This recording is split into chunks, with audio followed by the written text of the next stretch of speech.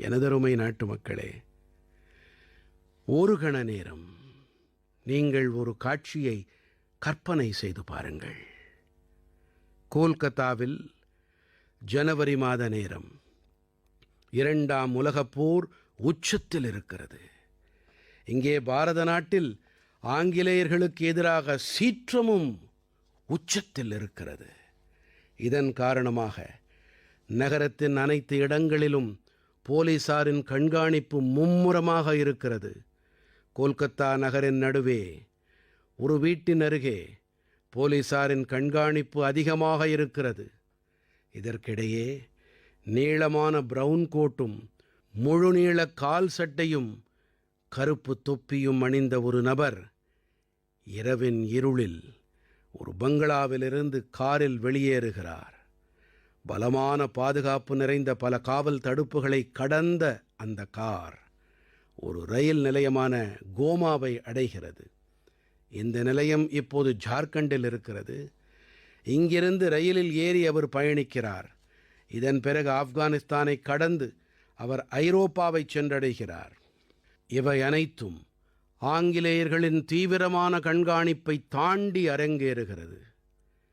நண்பர்களே, இந்த கதை உங்களுக்கு ஏதோ திரைப்படக் காட்சியைப் போல தெரியலாம்.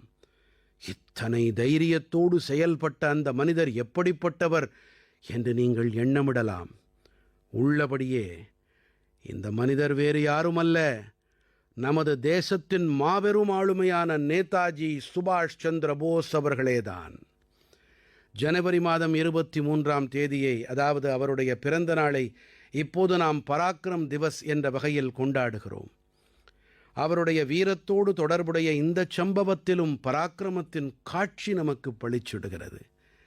எந்த வீட்டிலிருந்து ஆங்கிலேயர்களை திக்குமுக்காடச் செய்து தப்பிச் சென்றாரோ அவருடைய அதே வீட்டிற்கு சில ஆண்டுகள் முன்பு நான் செல்ல நேர்ந்தது.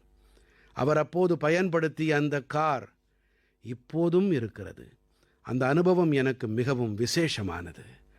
சுபாஷ் பாபு ஒரு தொலைநோக்காளர். சாகசம் என்பது அவரது இயல்பிலேயே அமைந்திருந்தது. இது மட்டுமல்ல, அவர் மிகத் திறமையான நிர்வாகியும் கூட. வெறும் 27 வயதில் அவர் கோல்கத்தா மாநகராட்சியின் தலைமை நிர்வாக அதிகாரியாக ஆனார்.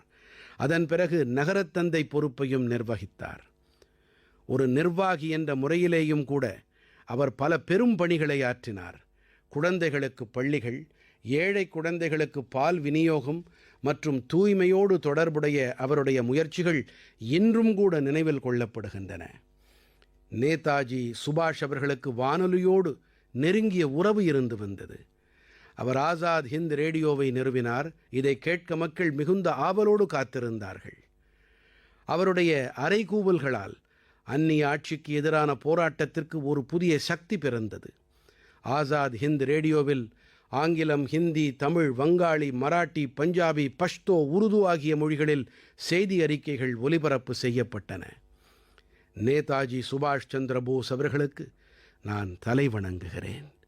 நாடெங்கிலும் இளைஞர்களிடம் நான் விடுக்கும் வேண்டுகோள் என்னவென்றால், அவர்கள் சுபாஷ் பாபுவை பற்றி அதிக அளவில் படிக்க வேண்டும்.